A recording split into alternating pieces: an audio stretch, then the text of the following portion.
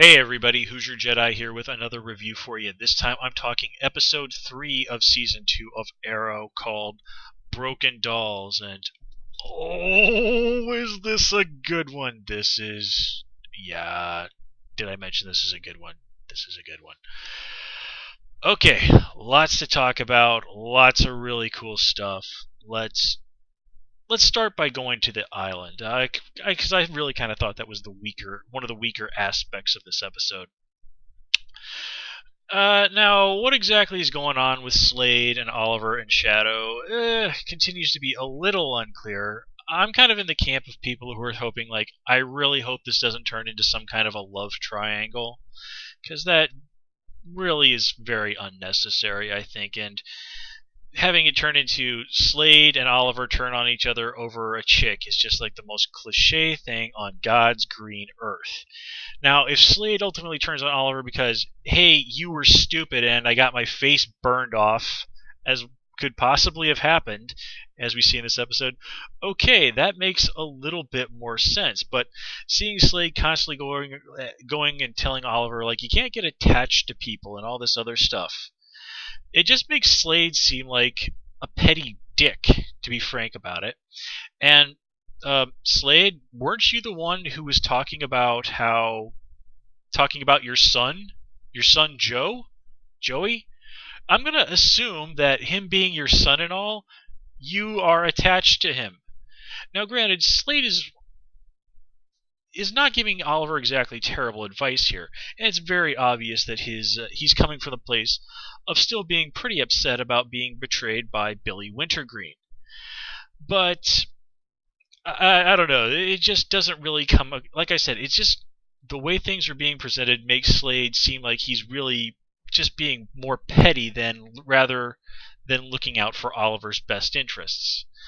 Although it was pretty hilarious to watch him fall and almost fall off a cliff immediately after, getting on Oliver's case, to be paying attention to what's going on around him.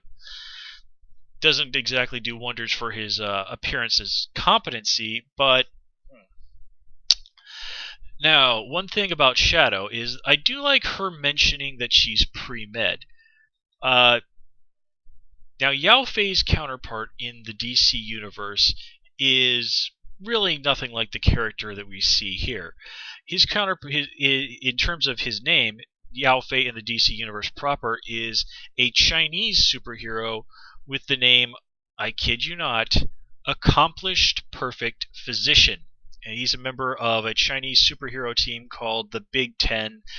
They all have crazy names like that, August Iron General, Immortal Man in Darkness, Mother of Heroes is another one that I remember, and they're actually pretty cool characters. It's DC doesn't exactly have a very good record lately of treating minority superheroes in a way that tends to go over well with fans. That's been a problem they've been struggling with for the last several years. But the Big Ten, generally speaking, from my opinion, are one instance where DC can kind of point and go, yeah, okay, we did pretty well there.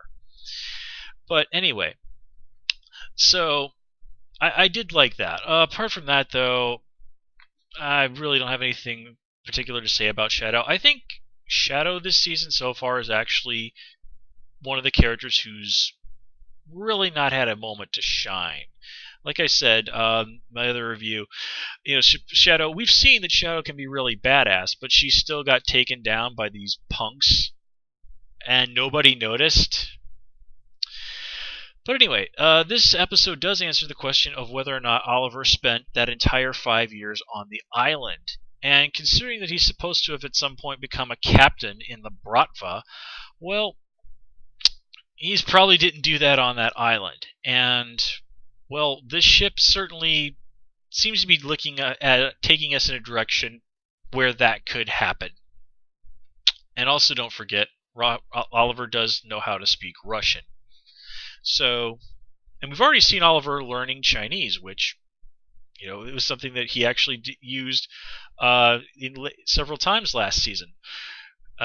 Most particularly, and my favorite moment was him early on mocking China White. But anyway, Now, another thing in this episode, getting back to the proper storyline, is that that the number 52 continues to pop up.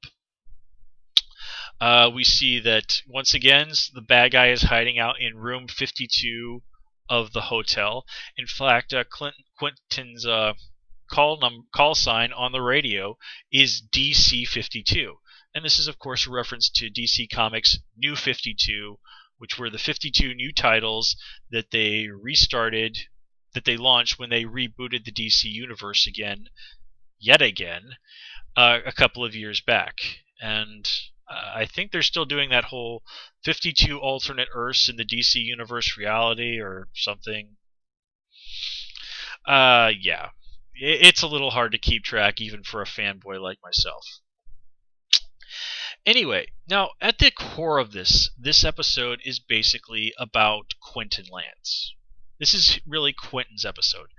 And I really got to give a lot of credit to Paul Blackthorne. You know, he might let that American accent slip a little bit here and there, but he is a really fine performer, and he really takes, honestly, what is a pretty good script. You know, Mark Guggenheim, one of the co-creators of the series, was one of the co-writers of this episode, and he really rocks it.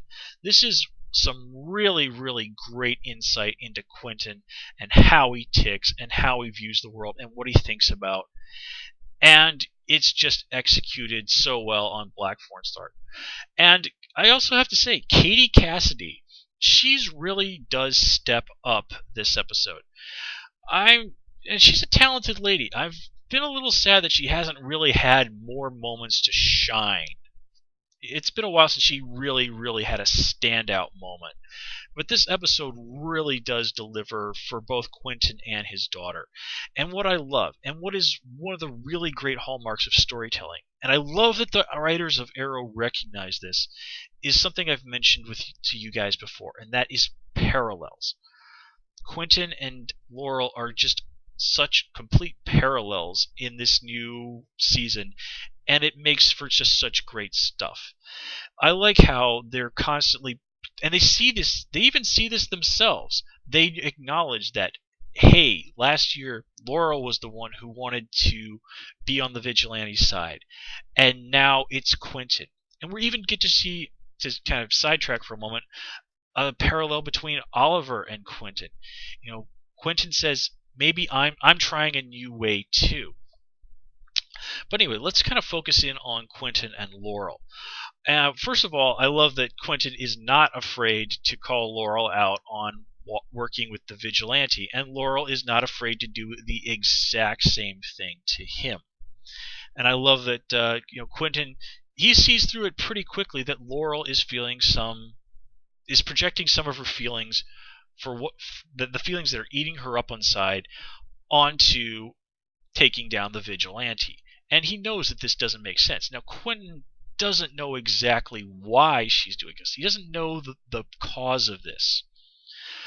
But he even says to her, it's eating you up inside. And I like how Laurel, points out to him that this is exactly what she is doing here. Well, she doesn't point this out, but Laurel recognizes that Quentin kind of let the doll maker case consume him. It was his way of dealing with the pain of losing Sarah. Each of those girls that the doll maker killed became Sarah.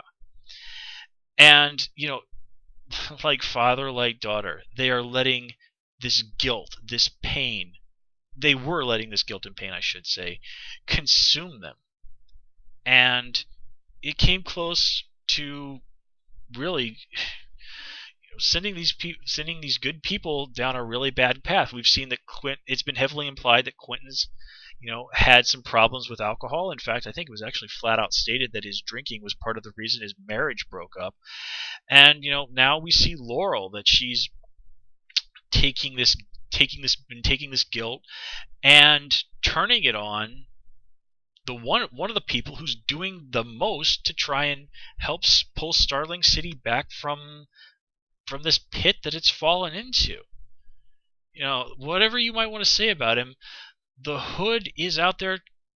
I'm sorry, the Arrow is out there trying to do good. Laurel wants to punish someone for Tommy's death. And even her father's perfectly sound logic that a guy with a bow and arrow can't hold up a building, that's not getting through to her. But seeing Oliver come and try and help her and save her life, and save the life of the man that, until just a few months ago, was the one who more than anybody wanted to throw him in jail, there she sees the Arrow's true character. There she sees his heroism. She sees the heroism that Tommy exhibited. The heroism that is inspiring her now, the same way it is inspiring Oliver. It's funny. Tommy Merlin was a good guy in his life. Not a perfect guy, but a good guy.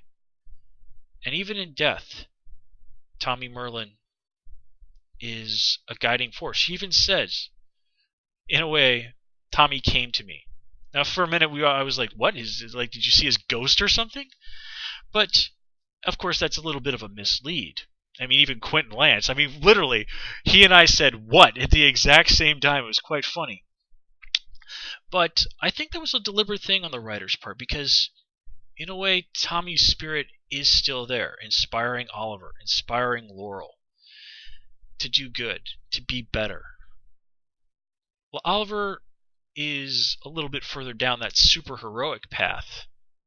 But now, I think we might be seeing a moment where it could be that Laurel could someday walk that path too, especially now that we actually have Black Canary in the mix.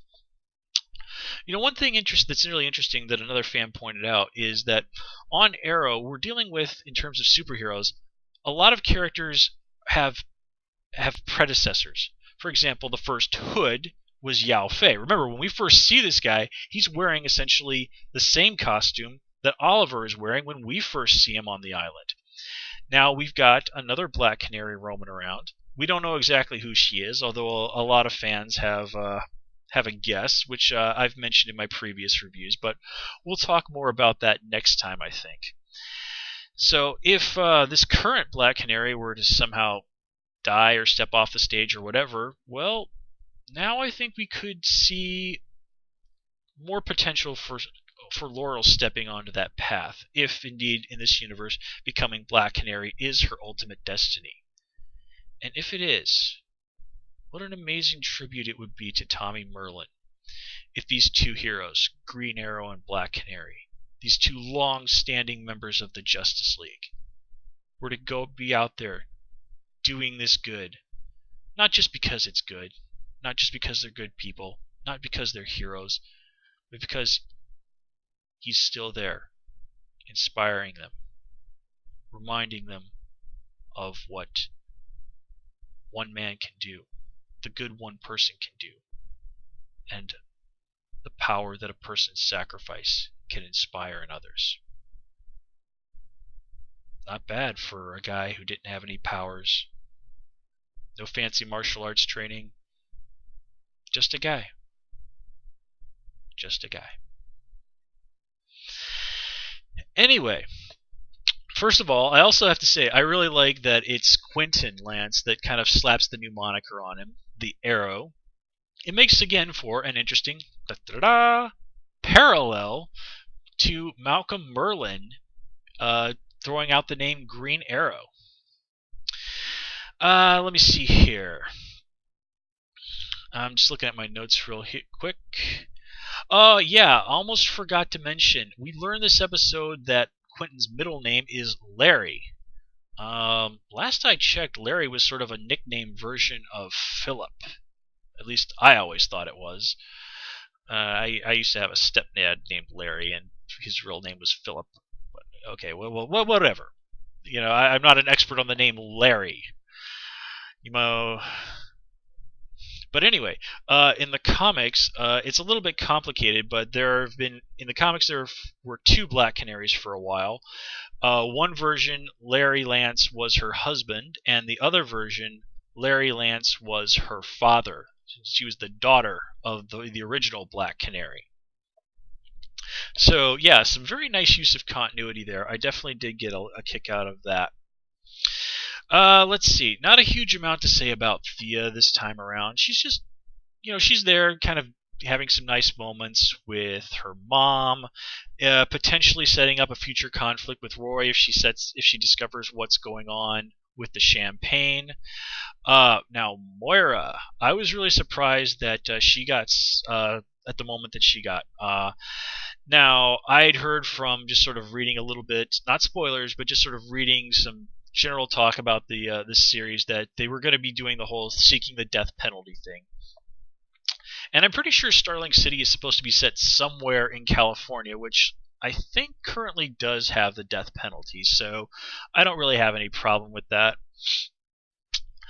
Now, I need to slow down.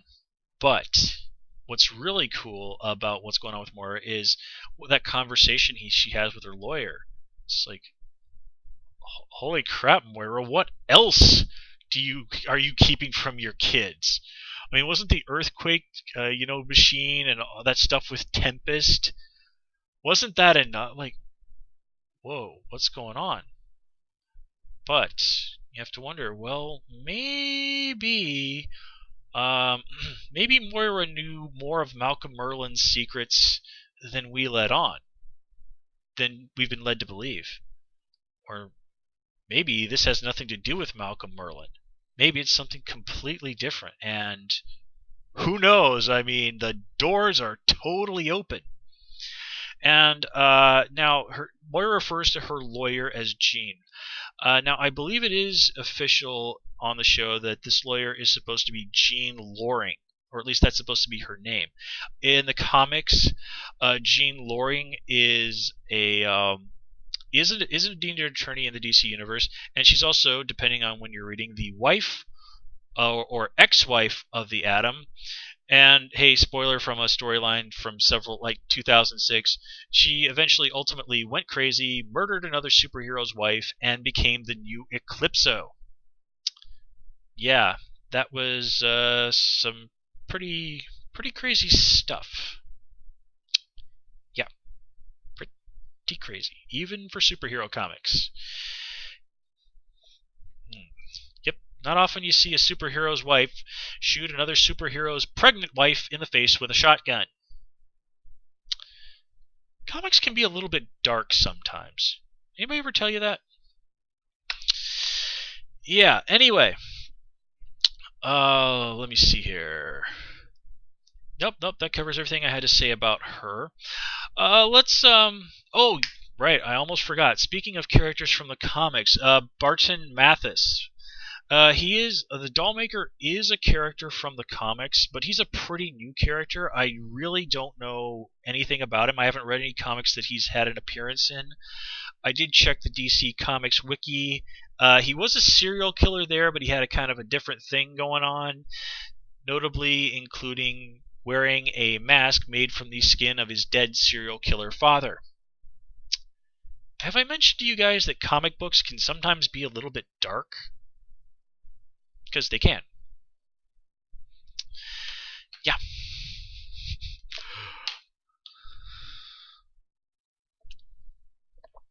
Okay. So, speaking of stuff from the comics, let's kind of get into talking a little bit more. Let's talk about what's going on with Roy this episode, and then we'll kind of branch out from there. Roy is showing himself to be a resourceful guy, and even though Oliver might have done this whole "you're my informant, you're my eyes and ears in the glade" thing is kind of a throw the dog a bone to keep Roy from going out and getting himself killed, Roy is showing himself to be quite good at what he's doing. Now, he does get punked pretty easily by Sin, but one, in the comics, Sin is, long story short, actually Black Canary's adopted daughter, and in the comics she's actually, I believe, a young Asian girl, but I think she was trained by a bunch of assassins from the time she could walk to, be a super assassin in a way that is totally not suspiciously like the Cassandra Cain version of Batgirl. Poor Cassie. Great character, but oh man, did the writers send her off the deep end. Boy. Yeah, that's another one where they DC Comics writers did not treat the minority character terribly well. Anyway, I'm not super familiar with Sin from the comics, so I have no real opinion to that. Here, she's basically been reinterpreted as Black Canary's Roy Harper, and frankly, I really like that. And I also like that Sin, like Thea, immediately takes one look at Roy and starts referring to him as Abercrombie. Man, if Roy is not actually buying his clothes at Abercrombie and Fitch, he really should probably be a little bit insulted. Although, if where's a guy from the Glades getting the money to buy overpriced, crappy clothes like Abercrombie and Fitch anyway? I don't know. Maybe he's like swiping them out of a charity box or something. Who knows? It's Roy. Before he started trying to be a better dude. Anyway, so we learn. Let's do the big thing. Let's talk about Black Canary. And wow, this is nicely done. One, I like that she's hanging out in this sort of abandoned clock tower. I think that's a bit of a nod to the old live action Birds of Prey TV series that they did on the WB. Geez, it's got to be something like 10 years ago. It only lasted about 13 episodes, and there was potential there, but it just wasn't there. It just wasn't quite there. But I've even read some interviews with Mark Guggenheim, the main guy behind this, and he said, well, we're in a position where we can kind of do our own version of the Birds of Prey. Now, on the old show, they had Black Canary, they had Huntress, and they had Oracle, aka Barbara Gordon. Well, I don't think we're probably going to get to see a Barbara Gordon in this show, but at the time, Barbara was functioning as Oracle, the DC Universe's elite super hacker, and let's see, elite super hacker who happens to be female. Gee, who do we know that fits that bill? So we've got Black Canary running around, and and Huntress already exists in this universe.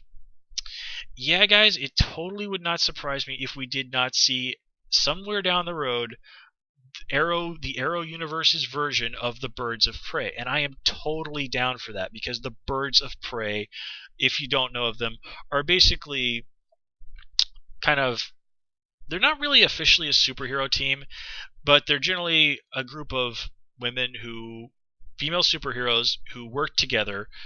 Okay, technically there was for a while a male member of the Birds of Prey, Hawk, but okay, generally speaking, the established thing in the DC universe is the Birds of Prey, female heroes, usually just martial artists or people with low-level powers. I think Katana was a member there briefly, and they just sort of, for their own reasons, cooperate with each other to go out and kick bad guy butt, and they are really, really, really awesome. I remember Catwoman was even a member of the Birds of Prey, I think, for a little while or something like that.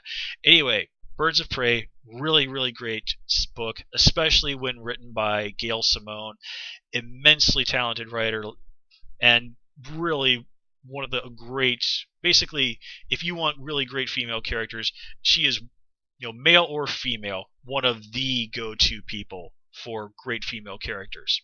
And she totally loves DC. She's a big-time DC person, and I really just cannot say enough good things about the lady. If Gail Simone's writing a book, I'm willing to read it. She is that good.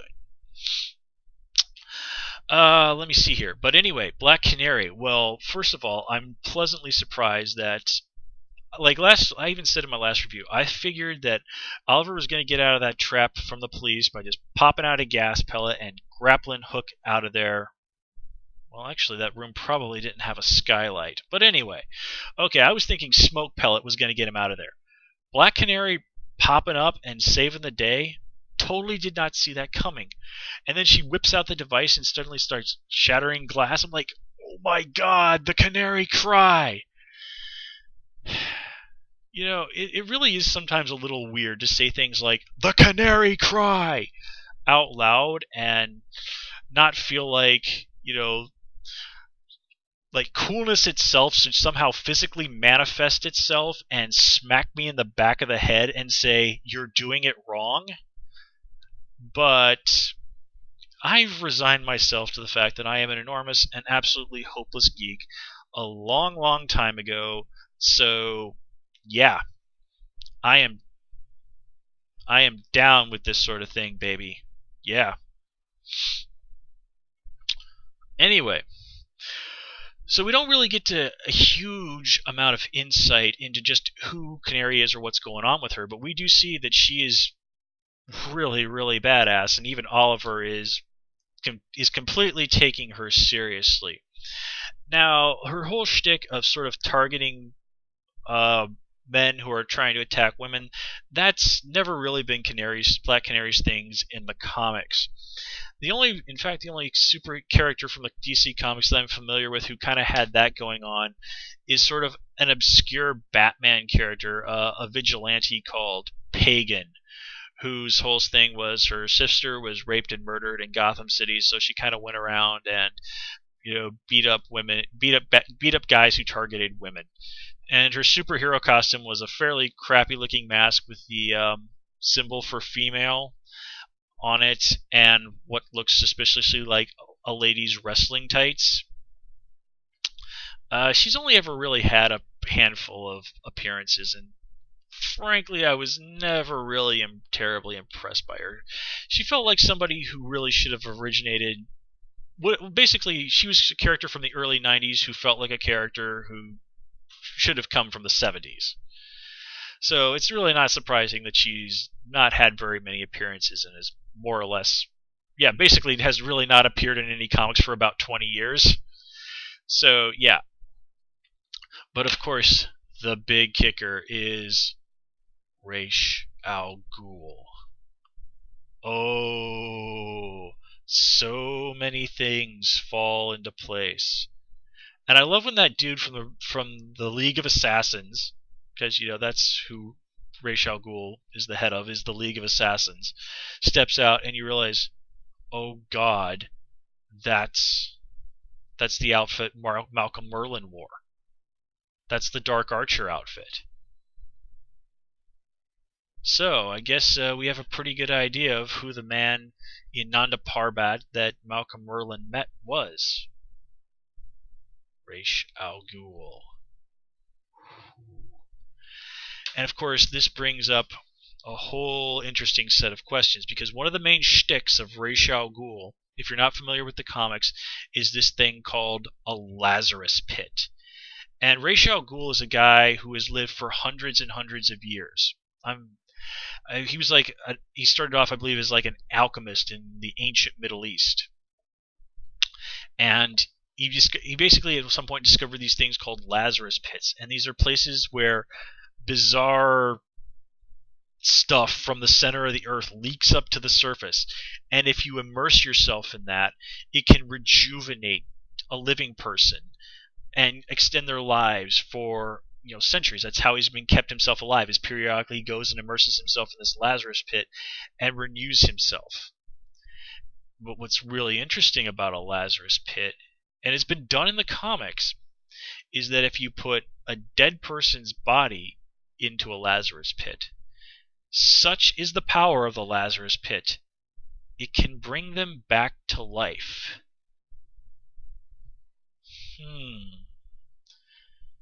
Doesn't that open up some intriguing doors? Doesn't that open up some intriguing doors?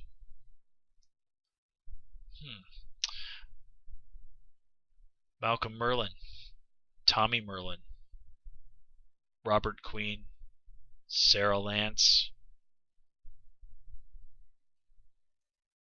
Think of what would result if you put any one of them and a Lazarus Pit together. sparks could fly. Now, of course, it's a question of would the Arrow universe be willing to go to someplace that crazy? Well, we know that we're going to be seeing superpowers in the Arrow universe pretty soon, so why not? And if we're going to get superpowers in the Arrow universe, is the supernatural magic possibly that far behind? Ho ho ho! I'm always down for an appearance by Zatanna, and doesn't look like Black Canary is going to be doing the fishnet stockings thing with her costume, which is disappointing because apart from Zatanna, Black Canary is really the only female superhero in all of comics that can wear those and actually have it work. I mean, granted, it, as many people have pointed out, does tend to make her look a little bit like a hooker, but she can still pull it off. Anyway, guys, so much stuff is on the table now. My mind is blown. I'm loving this. This is the second season that so many other shows out there wish they had, and this show is getting it, and it's only gonna get better. I've already watched the trailer for the next episode, and I'm down for this. It's gonna be good. It's gonna be fun. It's gonna be crazy. And there's still over like 20 or something like 20 episodes left to go. Oh, this is gonna be glorious. This is gonna be fantastic. Anyway, guys, that's all I have for you this time. As always, please comment, rate, and subscribe, and of course you can follow me on Twitter at Who's Your Jedi. Until next time, take care and have a good one.